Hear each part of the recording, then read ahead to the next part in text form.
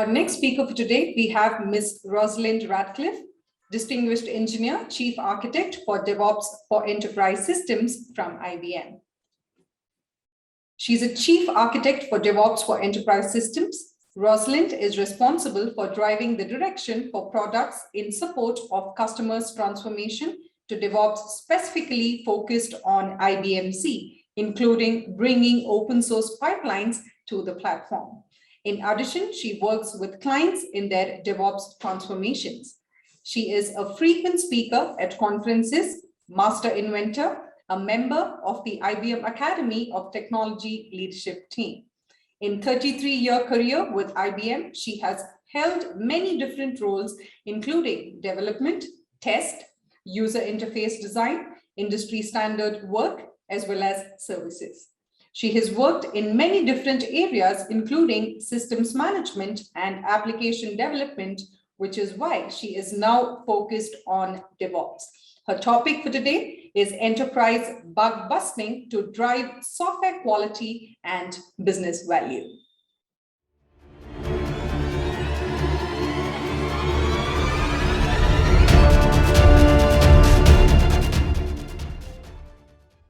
Hello and welcome to DevOps India Summit, once again virtual.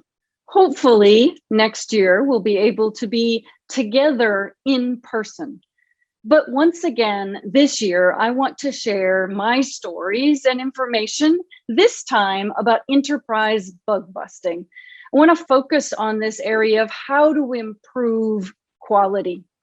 My name is Rosalind Radcliff. I'm an IBM Distinguished Engineer responsible for DevOps for Enterprise Systems. I spend my time working in IBM to make sure we provide the capabilities necessary to bring ZOS into the new ways of working, as well as working with clients to make sure that you can do the transformations you need to do.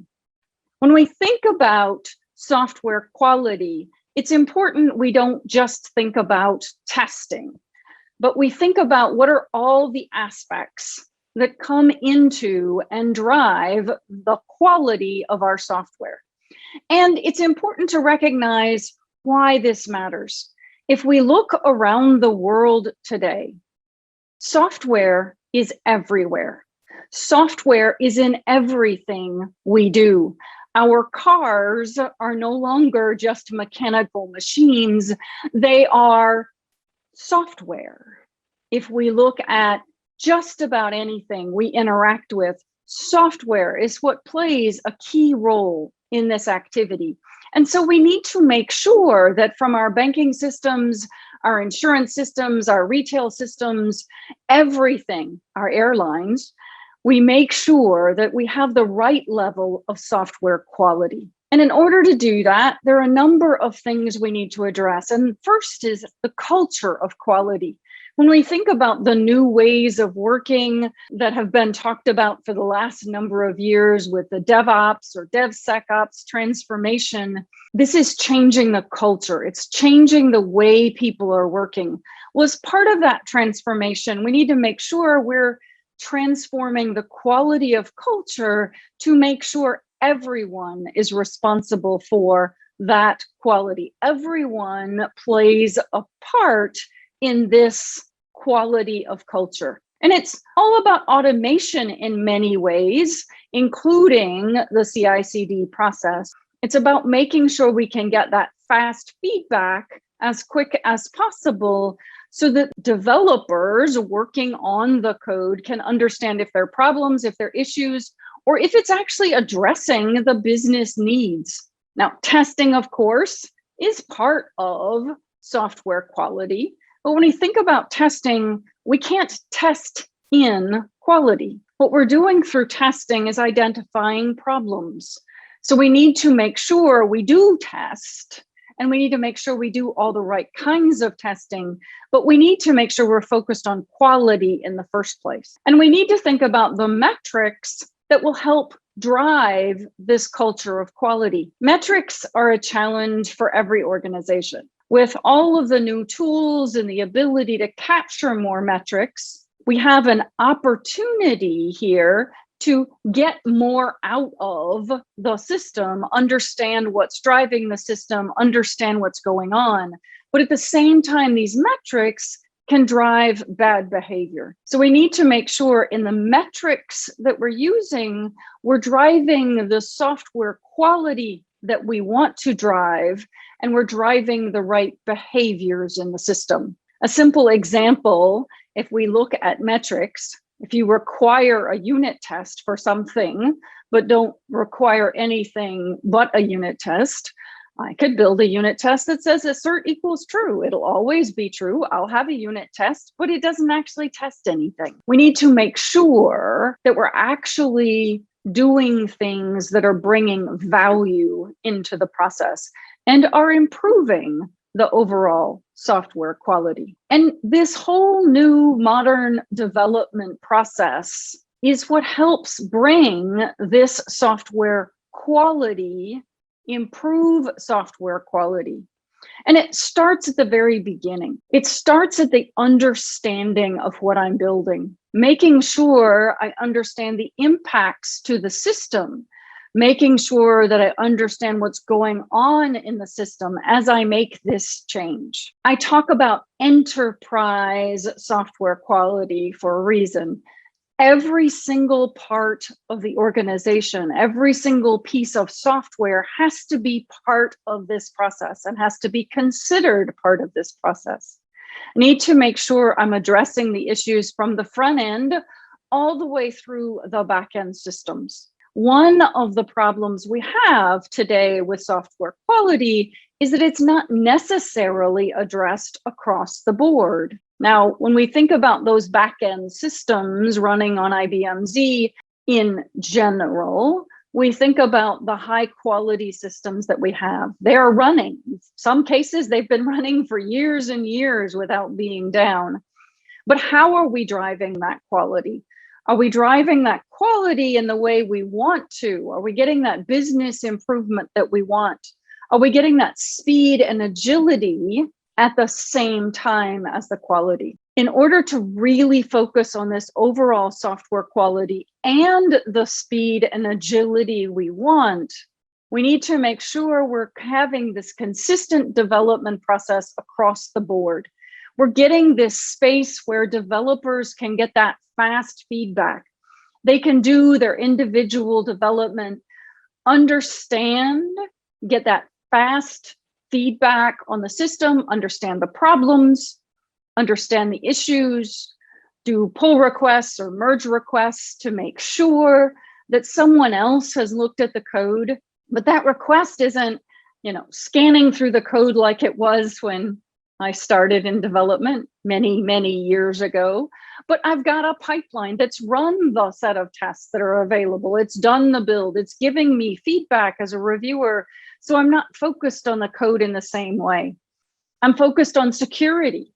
I'm focused on understanding, does this do what it should do in an effective way? And is it readable? Is it understandable? Can I move forward with this? Will I be able to maintain this code? Making sure all the characteristics are met from a very early stage. So you get that feedback. Are there possible performance considerations? All of those things can be considered very early in the cycle before things move on in the process. Having this complete process, this modern development process for the entire organization helps streamline, helps improve the collaboration. The other thing that's important about this process is it's not just code that goes through this process. It's test case code, it's tests that are code, it's infrastructure as code. Everything goes through this same process. So I'm getting that fast feedback. I'm getting that information. I'm getting what I need to make sure that everything is going to work when I get to production. I can measure early on performance characteristics to make sure I'm not causing a problem early on. And no, you won't be running on the same kind of system with the same scale very early, but you can understand if a transaction used to complete very quickly and now it's slower, you know it's going to be slower once it gets to production. You can catch things early on. Focusing on this quality, this culture of quality across the board, and bringing everyone together in this focus. The business people can give this early feedback. Is that really what you want in the system? Because quality is just not about bugs, but it's about, is it actually delivering what is requested and required? When we think about quality, one of the key areas we think about is testing. And the testing pyramid from Martin Fowler has been discussed for years. When we think about that, we're thinking about unit, system, user acceptance test. And if we look at the pyramid, you see unit testing, the biggest piece. Making sure I'm getting that fast feedback is critical in the system. But how do I get that unit testing done? And when we think across the board, different areas have been easier to do unit testing for. We have J units, we have N units, X units, etc. We have Z units that let you test an individual program. We need more feedback, and we need to look at ways that we can get it easier for developers to get feedback quicker. And when we think about the Z system in particular, and we think about ZOS, trying to get that feedback, not just on my program, but on my transaction or the scope of my application, I need to understand whether or not I've broken something else because of the interconnected nature of the transaction. If I want to do that, I have to deploy my application and then move forward. But if I can do application integration testing earlier on, before I deploy, so using a completely stubbed environment, I can bring this into the pipeline to allow this pre-deployment testing at the unit test level and as well as at the transaction level. So I can get that early feedback. I, as a developer, can get what I need to understand whether or not my code does what my code should do, as well as its impact on the rest of the transaction. And once I deal with this pre-deployment testing, I can then move on into the later stage testing. Now, one key, absolutely critical area of this discussion is test data management. Data, test data, is one of the areas that everyone has a challenge with, and it's for multiple reasons. One, PII or HIPAA concerns or GDPR concerns.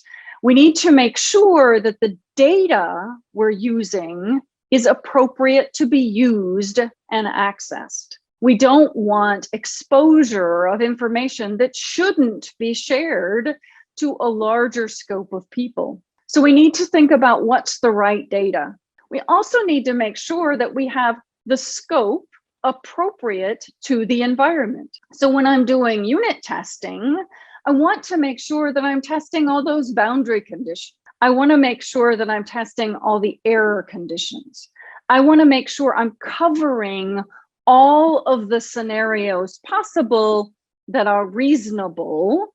Now, remember, we can't do everything.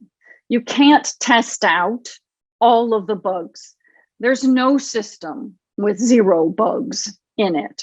It's software. There's going to be a problem, but is the problem in an area that's going to cause an issue for a client or an issue with data? That's where we want to minimize. We're going to come up with what's the acceptable risk, but acceptable risk is not happy path testing, which is one of the things that is the biggest problem when it comes to quality and overall software quality.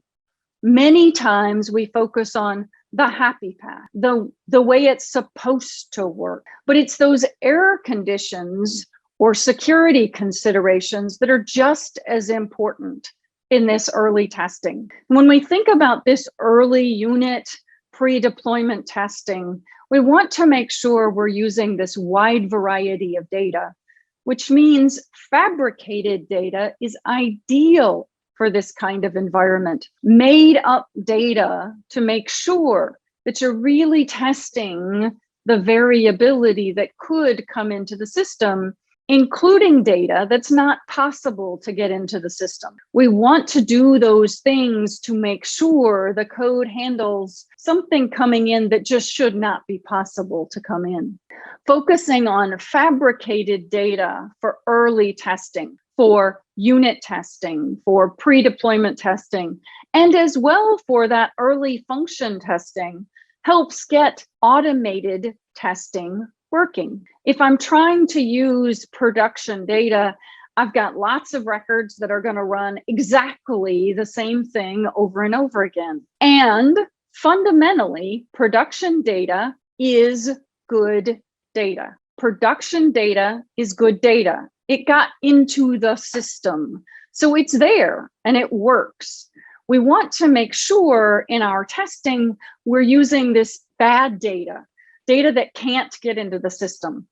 And if we generate the data, if we fabricate the data, we can build up automated tests that can do the appropriate validation every time. When we think about bringing tests into our testing pipeline, we need to make sure these tests are repeatable tests, that they can be randomized and run in any order, and that they're reliable tests. Every time I run this test, it should work if there's not a new code problem. One of the ways that was suggested to improve this, and it's in the book by Gary Groover, in Engineering the Digital Transformation, he talks about this quality signal and making sure that you have a clear quality signal, making sure that you really do have an understanding of your testing.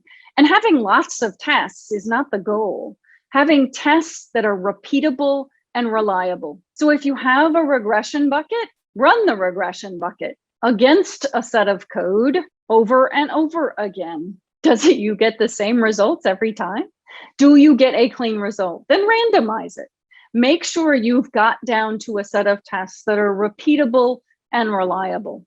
And those are the tests you want to use. And then you can, over time, appropriately add to the regression bucket, making sure you're focusing on business quality flows, making sure you're really getting that right flow through the process, getting that right feedback for the appropriate level of risk in the system. As you get into later stage testing, then you're going to deal with things like performance tests, full scale performance, scalability tests, those kinds of tests. You should be looking earlier at those considerations, but in late stage, you can test with larger amounts of data. And this is where masked, cleansed production data or even production data comes into play. If we want to do that full scalability test, run it in an isolated environment so no one has access, run real data. Secure the system as production, run real data, make it go faster, go through the process and get that feedback on how the system performs. You're not looking at the data itself. You're not looking at the results in the same way. You're looking that the system continues to perform.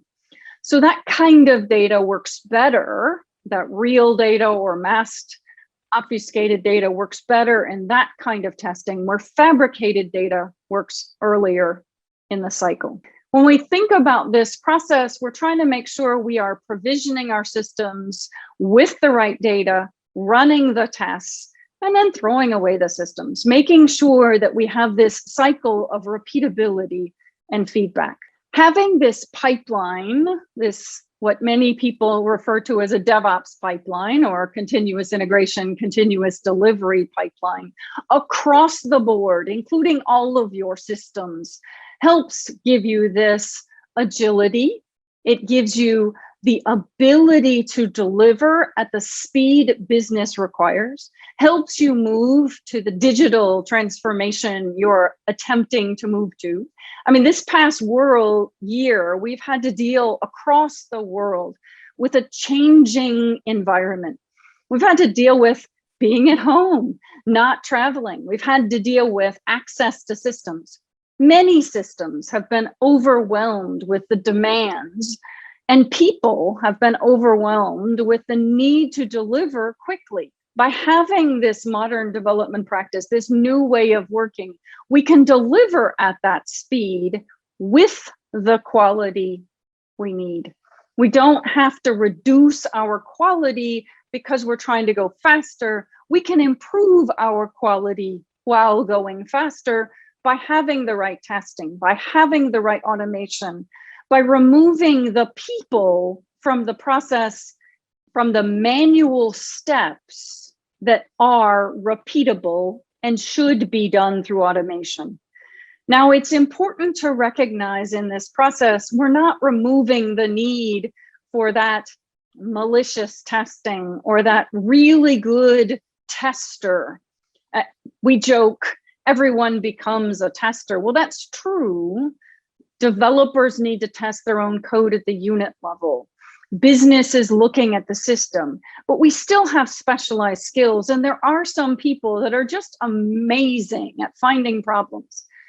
That's still important. It's important to do that randomized testing as part of this process to make sure you're understanding the system, making sure you're getting all of the feedback necessary, but doing it within the reasonable time frame to allow you to deliver value at the speed business requires. Making sure you're shifting that testing left as early as possible so you get that feedback as quickly as possible. Nothing should wait months or weeks.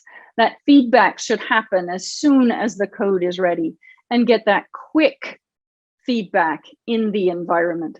When we think about software quality, it's all about the entire process, from the business requirements and making sure we clearly understand what we're supposed to be building, through making sure we're deploying it in an effective, efficient way, making sure we really understand, analyze, clearly articulate, and get participation along the way by all the right individuals so I really can get that feedback, understand what I'm delivering, and measuring the right things through the system. Making sure as part of this process that you really have the information about what's going on. What are the contributions? How fast are people committing?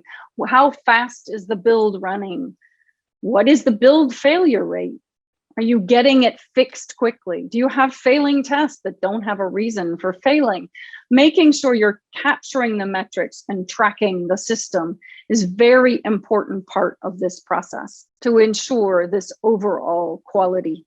Quality comes from all aspects. And when we think about this process, there are numbers of books that have been written to help us understand how we should deal with systems, how we should improve our overall process. And a number of these are not specifically written about quality, but they actually help drive quality into the system. When we think about team organization, making sure I have people working together in the right teams to deliver the quality capability, making sure I have my product focus so I can really have that understanding of my end user and delivering the function. Understanding the metrics, understanding the high performing teams, making sure that we can all really work together to deliver this value. And you always have to have some fun. And so reading The Unicorn Project is just a fun book to remind us all about how we can work together, how we don't have to work in the old way. We can bring all of our systems, whether or not they be IBM Z or front-end systems, mobile devices. We can bring them together to work through the new processes. And new book in enterprise bug busting, it'll come out or should be out by now, that will give additional stories and background about how to deliver high quality systems, whether or not you're a full enterprise, no matter what your size and your scale, allowing you to focus on the full process of how to deliver quality in the system. Hopefully, this session has given you some good ideas and some suggestions. There's some additional links here, but enjoy the conference. Enjoy and learn from others. It's through stories, it's through sharing, it's through collaboration that we make software quality a reality. And we all need it to be a reality. We all need our cars to be safe, our airlines to be safe, and all of the rest of the systems to provide that value that we need. Our focus on quality matters to the world. Software matters to the world.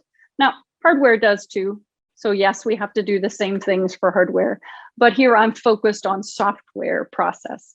Thank you very much and have a great rest of the conference.